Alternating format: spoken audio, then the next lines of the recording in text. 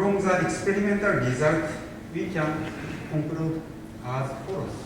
One, the nuclear transmutation reaction undoubtedly occurs both in light water and heavy water electrolysis using various metal electrodes. To gain excess energy of 200 to 500 kilowatt order would be easy using tungsten electrode if we can prepare an electric power supply of about 100 kilowatt or so. Thank you.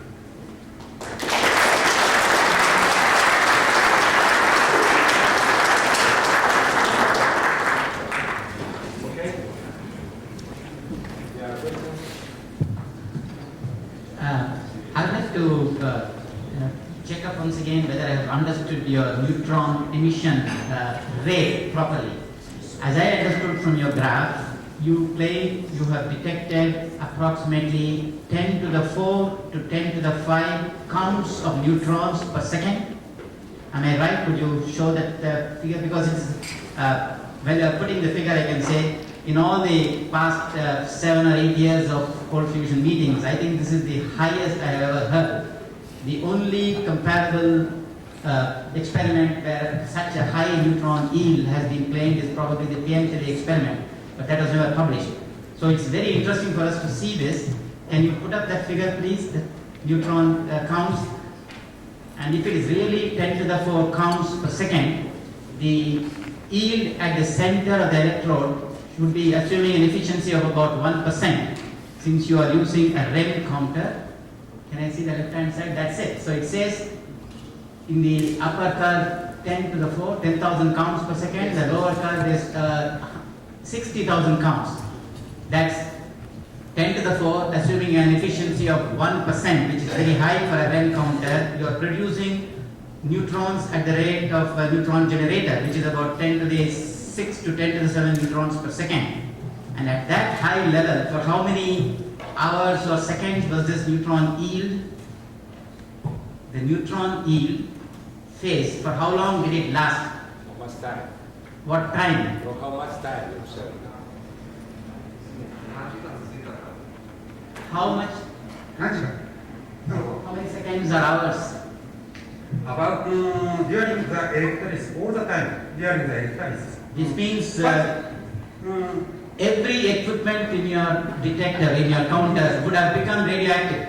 Your copper wires, your tungsten electrode, it's a very high rate, 10 to the 6 to 10 to the 7 neutrons per second. I'm sure George Miley would say you can conduct an activation analysis experiment. So, in which case the tungsten electrode even today should be very hot with a lot of, so it is very interesting, but we must confirm that in fact we got so many neutrons. Thank you. We observe this emission during the electrolysis, but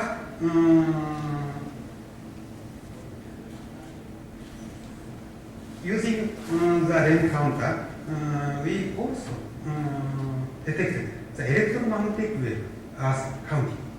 So, at the present stage, we can't conclude yet this emission due to neutron or electromagnetic wave. It's very important. It's very important. It's pick up in counter. This is what I speak. But if this is electromagnetic wave, it's also interesting. Contact with glow discharge. Administrators, I have a very similar system to that running right now. I use thoriated tungsten welding rods that work very well. And I have an extreme problem with electromagnetic interference with counters because you're getting very, very high current densities at small locations, and it radiates noise into the environment quite a bit. And I caution you on that. The other thing is the carbon you're using as your electrode, how well does that last? Does the carbon get chewed up during the process? Carbon dioxide and heat generation. No, my lecture is flat. It was platinum? C for counter. Okay, C for counter, okay, so it's platinum. Other questions? If not, thank you again.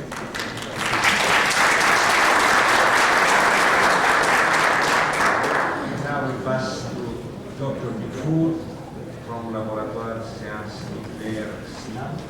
Hello.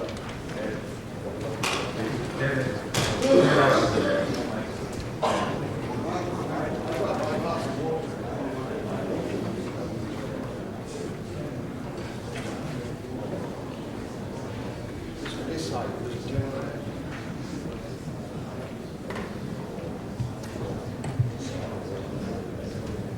Is it in my pocket?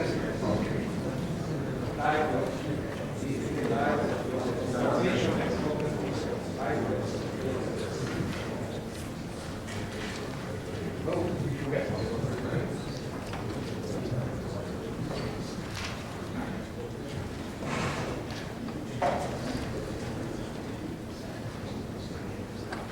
So in this presentation, my intention is to show you that using some simple and clean experiments, much can be gained in understanding what's happening in the field we are studying.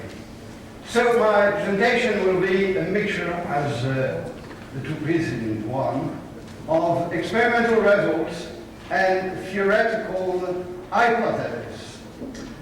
2 years ago, I decided to switch to more simple experiments than the one I was using to do, that is in fact sparking in a plasma of hydrogen or deuterium on palladium cathode, because I thought that these experiments were too complicated. So I tried in fact to understand or to list what could be the important parameters in these experiments. And I arrived at the conclusion that we were all dealing with more or less confined hydrogen plasmas in lattice, in metal lattice, on which we applied electrical field and or magnetic field, maybe magnetic fields without knowing it. As regards the theory, from the beginning, I had this idea that when you are looking to a phenomenon which you claim to be in between chemistry and nuclear physics, maybe the best place where this mixture happens is in the simplest system of an electron, because an electron is chemistry, and a proton, because proton is a nucleon, and nucleon is nuclear energy. So I'm going to show you in this optic a number of experimental results which I obtained with actinides, namely 238 uranium. I will show you these results and a number of questions which arises from these results, which leads me to the Hydrex concept, which I will give you, and then I will try to show you that this concept can fit practically a great number of experimental results.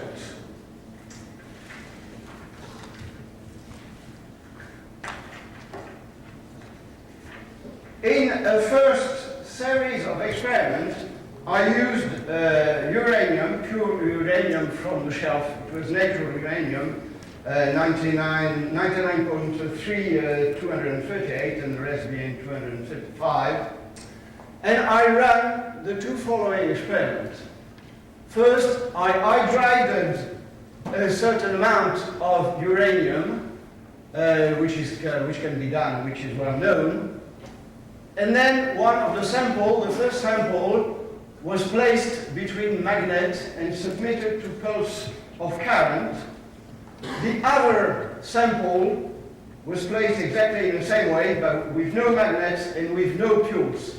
And we did the experiments for 30 days, counting, in fact, the gammas emitted by the alpha emission as a consequence of the alpha emission of the uranium. on the same germanium counter, Ortec SAPR germanium counter, which has a window between 1 keV to 1 MeV, something like that. And then, in order to eliminate the possible influence of the magnets on the counting here, I oxidized the two samples according to a procedure which is well known and which is heating in air at 850 degrees for 5 minutes, and then you get U3O8. And then I counted the activity of the uranium, the gamma activity, according to a procedure which I'm summarizing here. Each sample arising from these two treatments were placed in a flask. So this is sample A, this is sample B. I took off one sample from the flask, made a counting on a given sample order. I don't go too much in detail in the experiment, or you can see that on the poster. Then I place back this sample in the flask, take another sample, place it back in the flask, and take a third sample of 3 slightly varying weights. This is to test the influence of the sampling preparation. And I did the same thing on the second sample. So,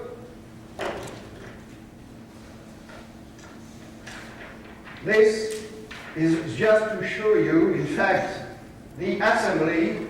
This is a small tube reactor in which you have the uranium hydride, and these are 2 iron, 2 steel cylinders. These are 2 magnets. This is to close the magnetic circuit, and these are 2 connections to a pulse generator system in order to submit the sample to the pulsars.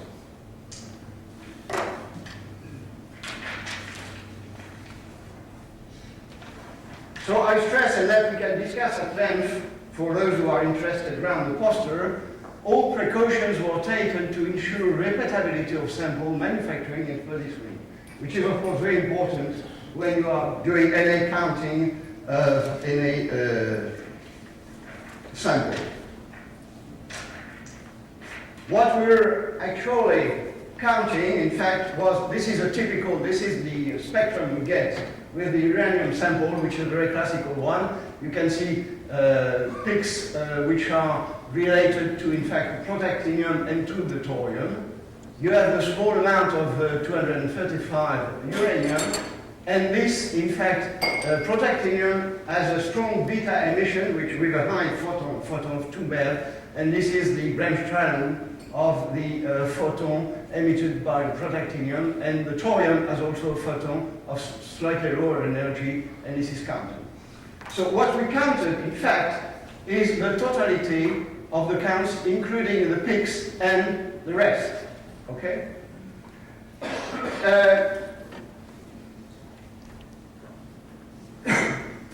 What we saw was something very strange, and I will show you the evolution of the curve. We saw on the sample treated under magnetic field and current a decrease of the number of counts with time, which was proportional. I mean, all the spectrum was decreasing of the same amount, whereas it was the peaks or the rest of the spectrum. Like if uranium-238 was slowly disappearing. I will show you the graph.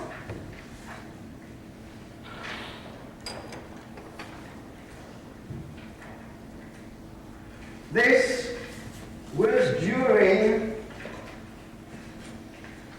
the first period. This was during this experiment here, 30 days. And this is the evolution of the uranium without magnet and pulse.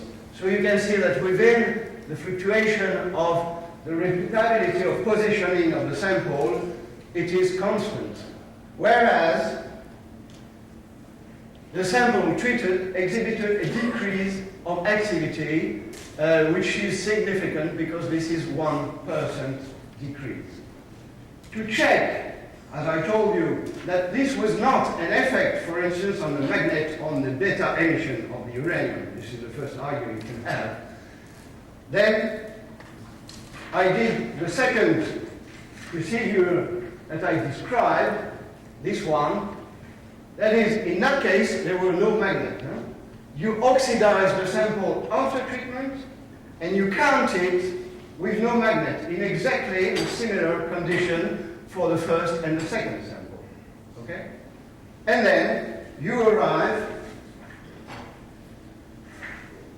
to a plot of the activity as a function of the weight of the samples, because the weight of the samples was slightly varying, which is this for the sample which has seen the magnets and the current, and this for the samples which has seen no current and no magnet.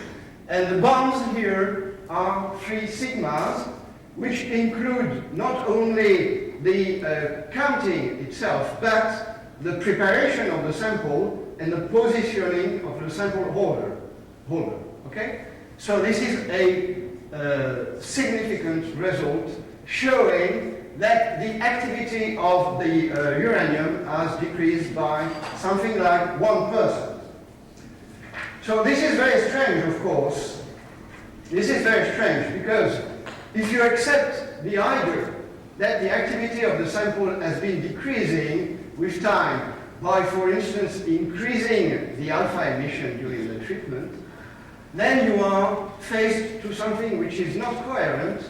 You should have, during the treatment, a huge emission due to the short life of the 2 daughters of uranium.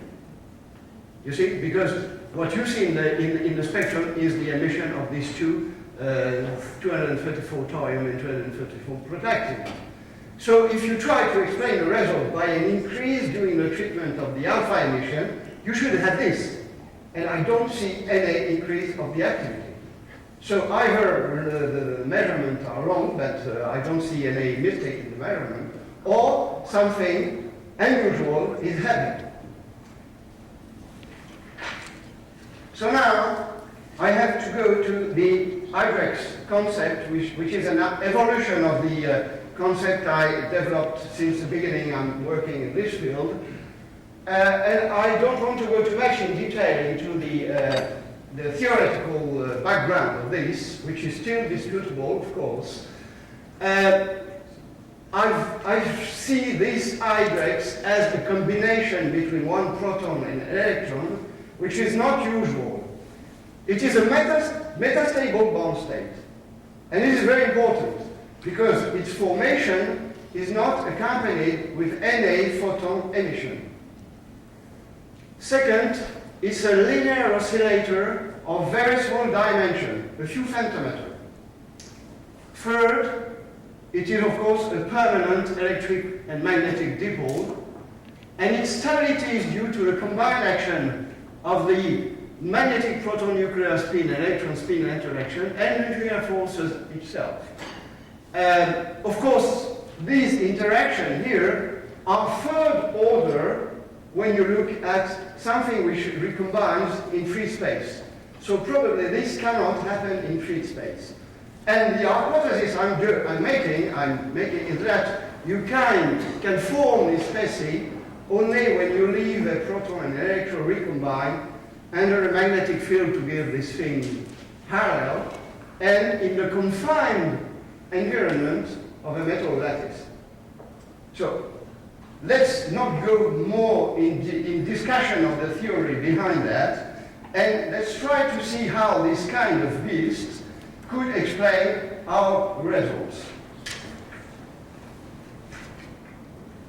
Just to summarize what I told, in fact, you know, this is a well-known stability curve of the hydrogen atom, which you can obtain by finding the minimum of the total energy in the electron in a Coulomb potential, that is the kinetic and potential energy, and then you get the usual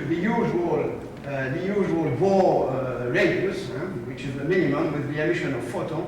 The hypothesis I do is that you have something else here, but which is metastable, because the minimum is higher than 0, and you have no photon emission.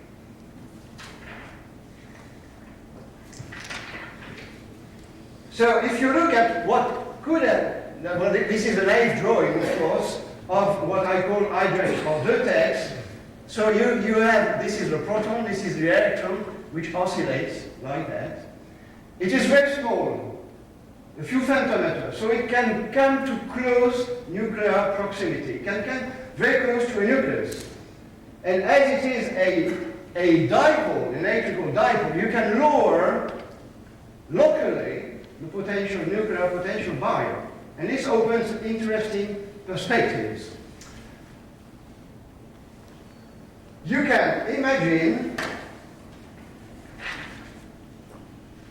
another way of visioning is to draw here a big nucleus and here this hydrex, which oscillates. In this position, you have two things which happen. You have a lowering of the Coulomb barrier, and you have clearly an overlapping of the nuclear wave functions between the proton here and a few nucleon here. Not all. It's very local, and it's limited to this. This reaction apparently does not happen. I would expect what I call a hydrex-assisted alpha emission, but I think this reaction does not happen because it would yield 234 thorium, and then I would add this sequence with the daughters, with the protactinium, with the huge emission, beta minus emission. So what I propose as an explanation, and this is still a proposal, is that you can get what I call a nucleon capture by hydrex. That is, the hydrex capture in fact 2 proton and 4 neutron and yields thorium-232 and lithium-7, and thorium-232 is a long-lived nucleus, so you see no emission because it's 10 times the lifetime of the uranium. And this is maybe not the explanation, but this is a possible explanation of our experimental observations. And the exotonicity is 4.9 MeV, so this reaction can happen. We had observed, I think, a number of these reactions with platinum. Because here I have some results which I want to show you. With deuterium, you can pick up 2 protons and 2 neutrons, then you get helium-4 and lithium-6, and the platinum should yield osmium. 2 years ago in Hokkaido, I showed you the results of analysis we did on cathode which were treated by plasma. And you can see that, of course, a number of things have varied, but these, I told at the time, was in fact pollution by the discharge. You can see this is the blank, this is the treated cathode, there is an increase of chromium, iron, etc. These I was not too interested. What was interesting for me was the increase of the lithium and the decrease of the platinum and the gold. And I think this is the first possible signature of this type of reaction. One is missing. We didn't at the time measure the osmium. So if we had measured the osmium and we found it, then it would be okay. So we found only a decrease of that and an apparition of lithium. Very quickly, you can have, so clearly, and this is our program in May, there is a missing data in the experiment, is the mass spectrometry, high resolution mass spectrometry, to look for thorium-232. And this we shall do in May. And of course some calorimetric measurement, because probably we have some heat emission. So this is planned for May and beginning June.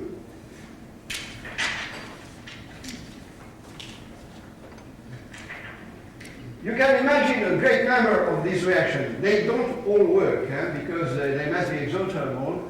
Of course, this is a list of the characteristics, the main characteristics of this reaction are there is no penetration of the proton in the partner nucleus, it's only a contact interaction. Of course, the nuclear magnetic and electrical moments are important.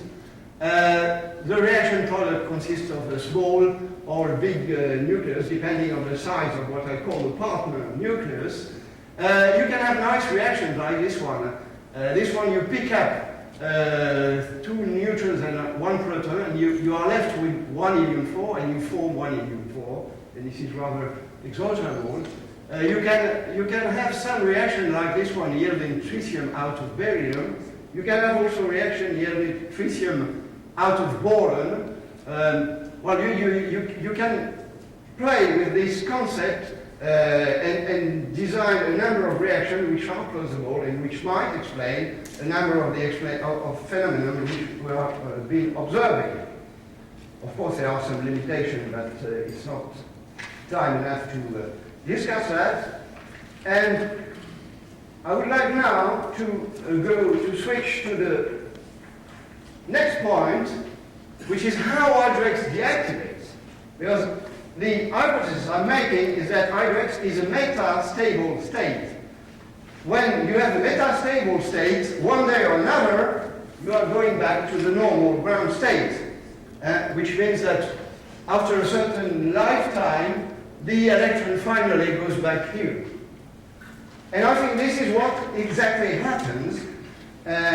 We have run, I don't want to, I have no time to report this, I discussed that in ASCII with the people who were there. We have observed in a number of circumstances, with titanium for instance, the emission of photons under circumstances where they should not be observed. And the interpretation is that the Hydrex, when it deactivates, emits photon in the range of the visible light, and this is a source also of energy production in our system.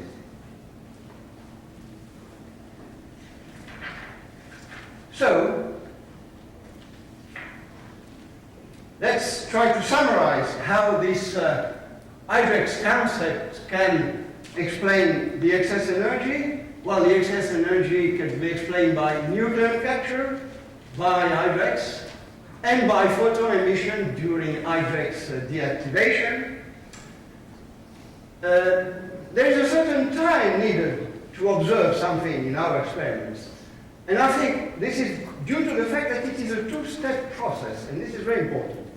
You need first to build a certain stock of Hydrex, and then this Hydrex can give things like photon emissions or like nuclear capture, but you need to have a minimum stock of doing that. And this, of course, can explain many of the features of the experiments we ran. Can, of course, explain heat after death. And it can explain the production of nuclear byproducts. So, I have now time to show you how I see the perspective of this Hydrex, this metastable state of hydrogen.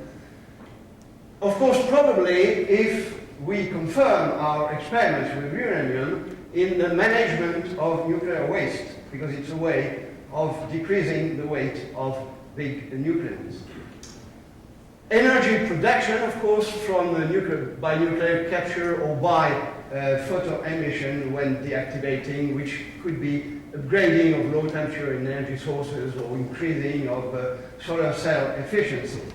So, in this, at that stage, we see much application of this phenomenon, and then let's come to the conclusion.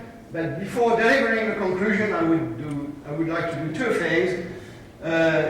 We have a proverb in France which says, "Il ne faut pas vendre la peau de l'ours avant de l'avoir tué," which means you shouldn't sell the bear fur before killing them. Yes? The equivalent in English is "don't count your chickens before they're hatched." So I'm going to give you some conclusion within, of course, these conditions. And before giving the condition, I'd like to thank 3 people who are sitting in this room. The first is Jacques Fauss, who worked with me in this lab 5 years ago at a time where nobody was believing in anything, and this is was very important. The second is my son Xavier, who was very active and was very good, great help for me. And of course, the third one, Fred Yeager mentioned it, is Françoise, which is the most important, because without support, I probably wouldn't have been able to reach this point. I'm not yet sure that it is completely true, but let's say it. So the conclusion are the following. Yes, Martin Fleischmann and Stanley Pons saw something real in their electrolysis experiments. I think, of course, that some reinterpretation had to be done. And to do that, and to of course, try to exploit the huge perspective we can see, I think it is time that younger people join us. And I think that's the message that Fred Yeager wanted to deliver, and I fully agree with him that young people should join us now. And of course, the last is, but remember, don't count your chicken before they're hatched. And of course, I will be only completely sure of the thing when I will be able to count the toy in 230. Thank you for your attention.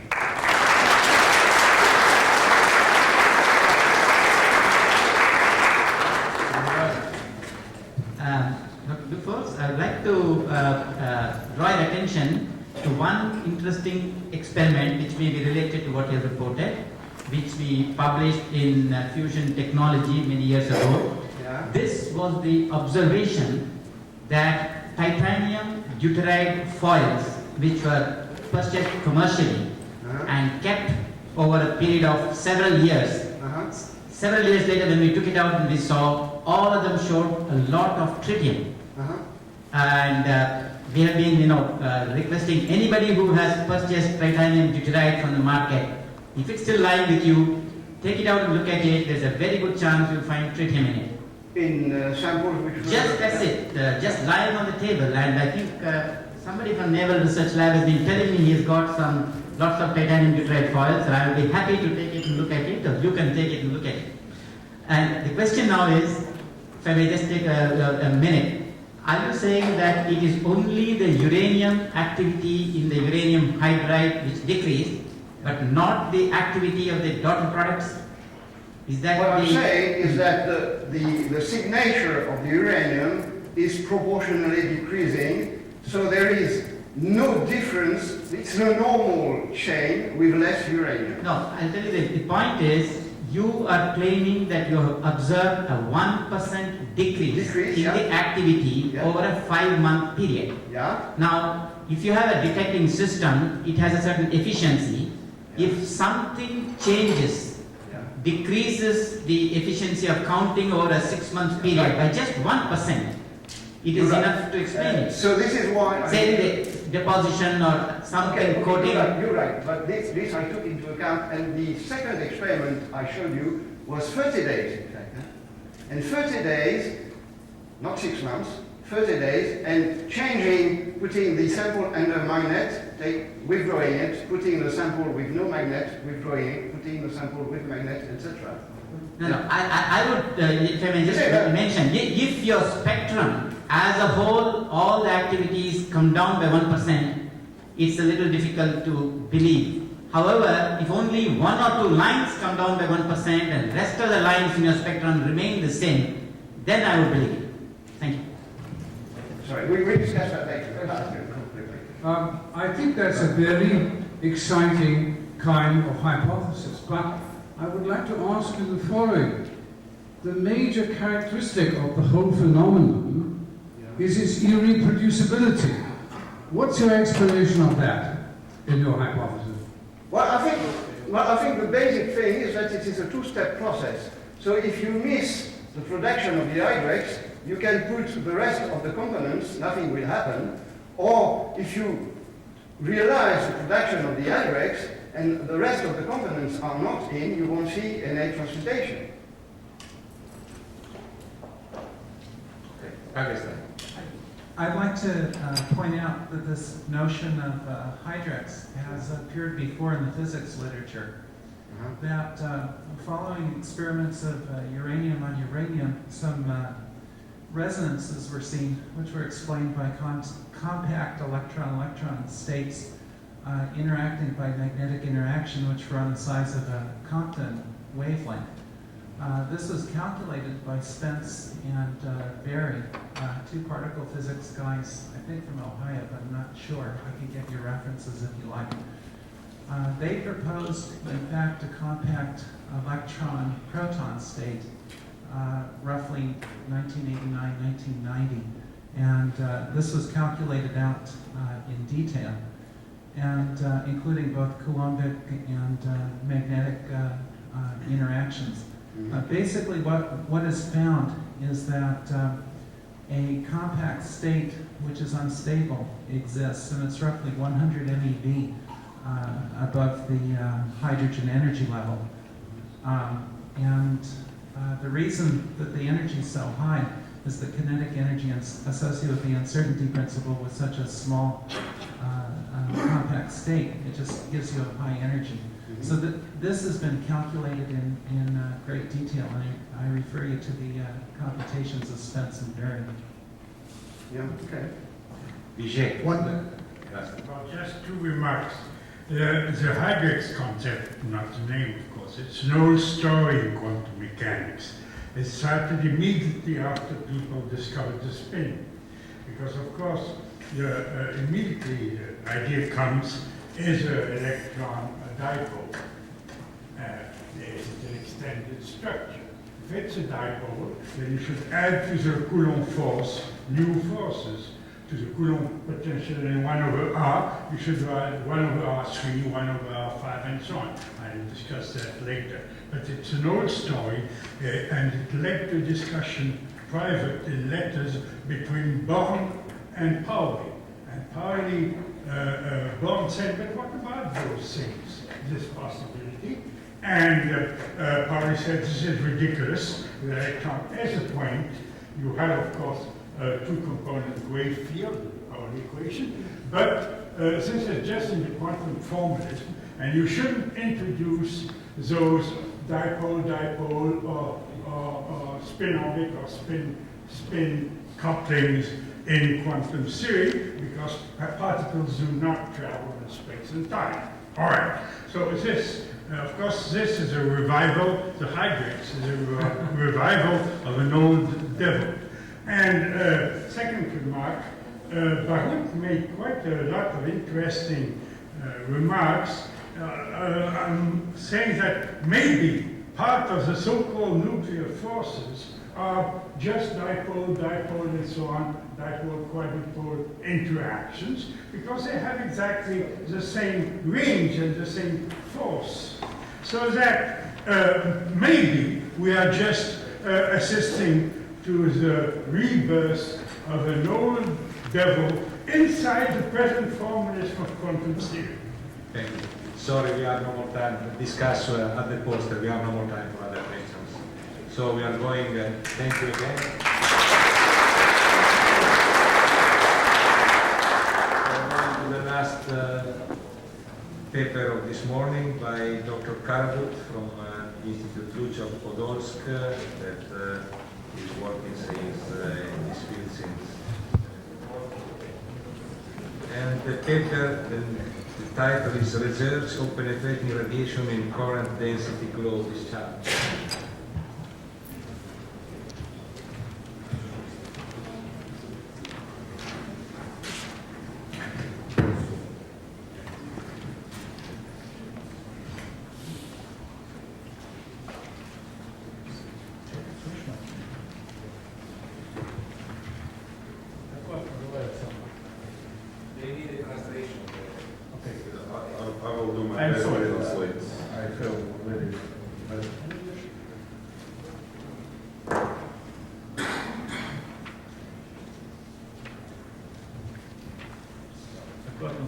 Регистрация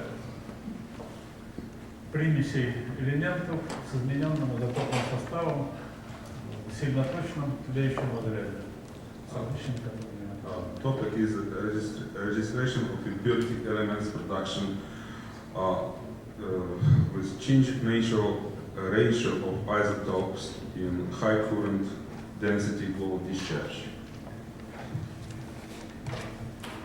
Схема установки представлена The schematic circuit of experimental installation. состоит из анода, This is anode, cathode, вакуумная камера. Vacuum chamber. Катод, анод и вакуумная камера имеют охлаждение водой. Vacuum chamber, cathode, and anode are cooled by water. Проводилось измерение концентрации примесей в катодном образце до эксперимента и после эксперимента. It was performed measurement of impurities concentration in cathode before and after experiment. Кроме этого, измерялось проникающее излучение с помощью различных детекторов. Гелий-3 детектора. Also, it was detected radiation with different types of detectors, for example, helium-3 detector, Рентгеновских пленок, X-ray films, помещенных как внутри камеры, так и which снаружи. were installed inside chamber as well outside. Сенсоляционных детекторов. Also, it was this is scintillation detector. И также проводилось измерение тепла Also, it was registered и heat. электрической мощности. Was detected heat and electrical power. Ранее нами для палладиевых образцов были получена наработка примесей в широком диапазоне масс. It was obtained impurity generation for palladium samples in wide spectrum of mass. Это использовались обычные образцы из обычного палладия толщиной 100 микрон. Were utilized normal samples from normal palladium thickness of 100 microns. Но более высокие результаты, в 1000 раз больше примесей, показали образцы типа фононного резонатора, предоставленные доктором Кучером и компанией Energo. Much higher results were obtained with samples, palladium samples, which called phonon resonators, and which were provided by Dr. Kucherov from Energo. Схема измерения примесей следующая. This is a schematic of impurity registration. Использовались методы вторичной ионной масс-спектрометрии. It was utilized method of secondary neutron mass spectrometry и вторичной нейтральной масс-спектрометрии. and secondary neutral mass spectrometry. Значит, в образце удалялся поверхностный слой It was толщиной 15 ангстрем. It was take it off a surface layer up to 1.5 nanometers, В котором могла быть грязь. which was supposed to be initially impure.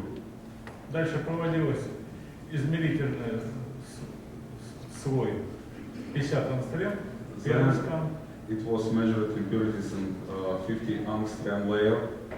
Второй слой измерительный 50 ангстрем. Next, it was measured impurities in next layer of 50 angstroms.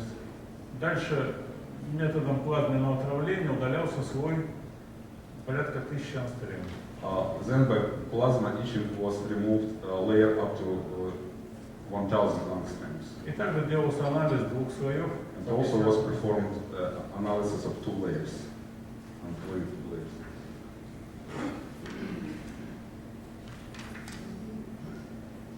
Для палладиевых образцов типа фононного резонатора This chapter is for palladium samples type of phonon resonators. получена очень большая наработка производства примесей. Was obtained very high level of impurities production. Здесь можно выделить две группы примесей. Especially it can be noted two types of impurities. Одна группа имеет массу примерно в 2 раза меньше массы палладия. One group has mass approximately twice less than palladium. И другая группа масса, имеет массу, большую массу палладия. And another group has mass higher than palladium. Здесь еще должно быть олово не показано. И Also, it's not shown lead and some other impurities. анализ результатов показывает, что для этих примесей наблюдается сильное изменение природного изотопного состава. Results analysis shows that for this materials present high level of change of natural ratio of isotopes. Здесь показано зеленым цветом это природное соотношение. Green line, this is natural ratio of isotopes. Красным это содержание Hatchet line, this is obtained примесей после разряда. after experiments. Наблюдается полное отсутствие некоторых примесей, например, кадмий 113, кадмий 116. It is observed complete absence of some impurities like cadmium, 113 год.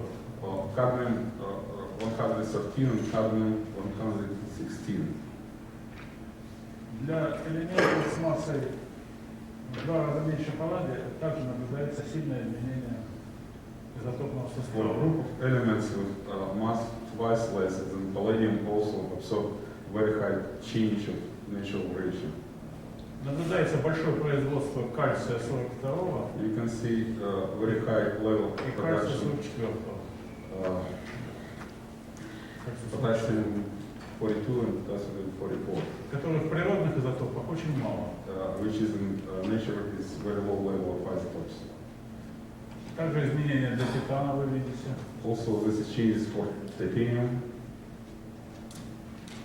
Интересный результат по никелю. and very interesting result for nickel. В природном изотопе никеля 58 67%. This is 67% of nickel 58. Здесь полное отсутствие никеля. And now after round this is a complete absence of nickel 58. Также полное отсутствие Германия 70, Complete absence of germanium 70, 73-го. germanium 73, 74. Ну вот большое количество 76-го, которого в природе.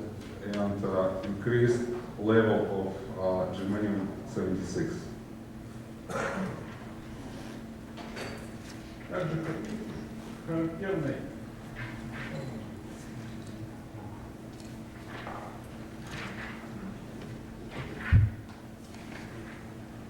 характерным индикатором процесса может наличие 57-го железа.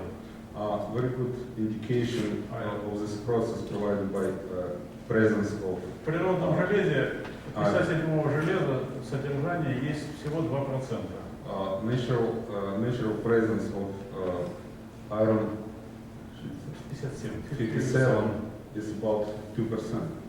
А здесь вы видите, оно равное содержанию 56-го железа. Now we can see that this isotope present equal to.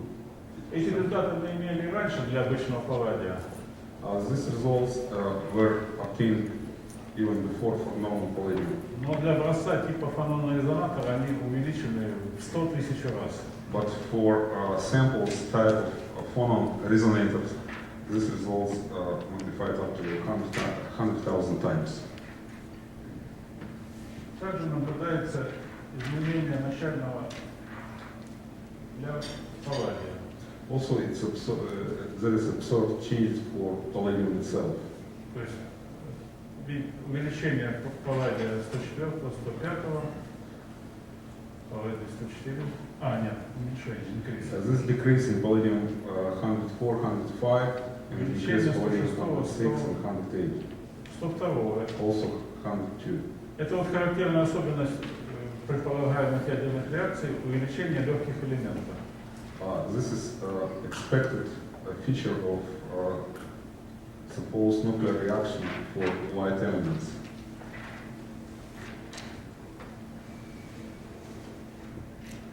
Кроме этого, мы проводили измерения проникающего излучения. Also, it performed measurement of radiation. В экспериментах использовался специальный импульсно-периодический источник питания. In these experiments, we utilize special pulse power supply. Вот результаты регистрации с помощью гелий-3 детектора, So this results of registration by helium-3 detector, который должен регистрировать нейтроны. which is supposed to detect neutrons. Это вот эталонный источник плутония. This is ethanol source of neutrons. Это результат эксперимента. This is experimental data. Но специальное измерение с использованием замедлителя и кадмиевой пластины But special measurement of using moderators and cadmium plates показали, что этот сигнал не является нейтроном. shows that this signal is not neutron. То есть от контрольного источника наблюдается уменьшение сигнала. So from calibration source, После установки you can see decrease модератора of и signal after installation of moderators and cadmium plates. В реальном эксперименте такого уменьшения не In наблюдается. real experiment, you cannot see such kind of decreasing. Ранее это более ранний результат, это регистрация проникающей радиации. This results of previous experiment in radiation registration. Изотропного излучения This is isotropic emission, и отдельных пятен. and this is separate spots.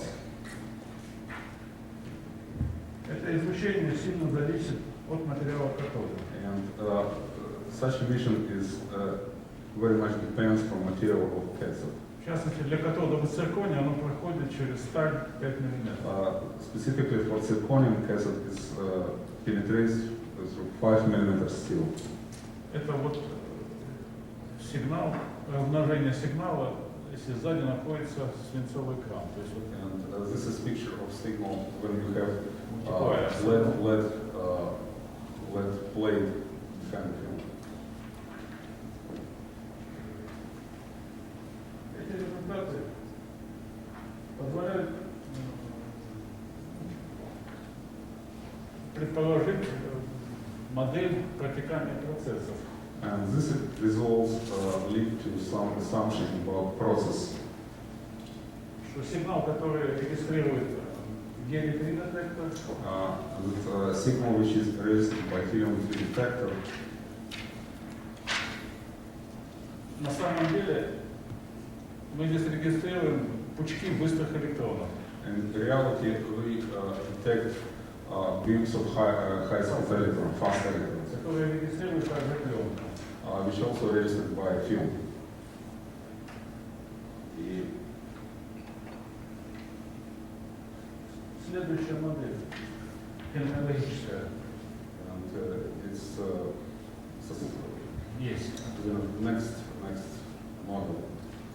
Ионы дейтерия тормозятся в кристаллической решетке, присама. Deuterium ions are slowed down in lattice, crystal lattice, Генерация оптических полярных фононов происходит and there is generation of optically polarized high phonons. при большой плотности тока. When you have very high density of current, Мы наблюдаем ангармонические процессы второго you can observe non-harmonic и processes, третьего порядка, second and third magnitude, которые приводят к увеличению частоты which amplifies frequency и, соответственно, энергии фонона. as well energy of phonons, Плоская электромагнитная волна образуется в твердом теле. and it generates flat electromagnetic wave in material body. Предполагается, что в твердом теле существуют возбужденные состояния с энергией. It's assumed that in solid state material there is energy levels Колебательные сотен килоэлектронвольт. of energy levels of hundreds of Килоэлектронвольт. При этом кристаллическая решетка остается холодной. and but at the same time crystal lattice stays cold. Это состояние похоже на изомеры элементов. It looks like isomeric элемент. state of То есть validity. колебательные уровни возбуждены, а сама решетка холодная. So this is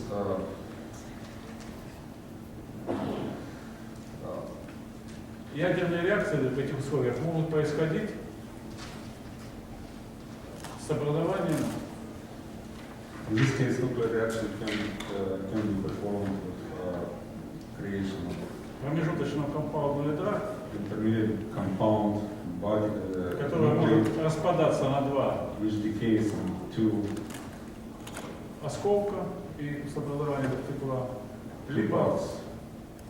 иметь массу, большую массу палладия тоже Have образование. mass higher than mass of palladium. Вот это хорошо подтверждается, скажем, для случая кадмия.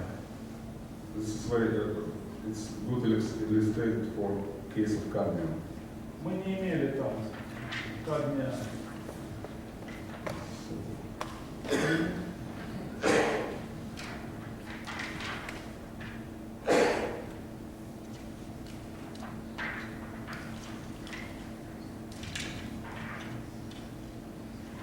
Мы не имели кадмия 116 So we didn't have и кадмия 116.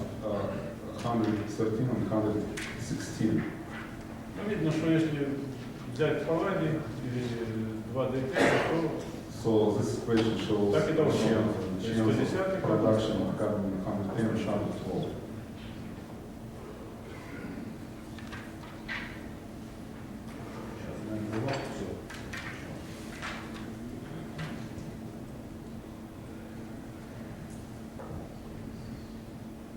Значит, в экспериментах зарегистрировано со 100% воспроизводимостью наработку excess heat. We registered with 100% reproducibility, excess heat generation Как для системы металл-палладий, так и для for системы systems metal, palladium, металл-водород. and metal hydrogen, Наработка примесей, generation of impurities, изменение природного состава этих примесей, change in nature of ratio of isotopes, and очень большое количество раз. very high magnitude. Готово. Let's see.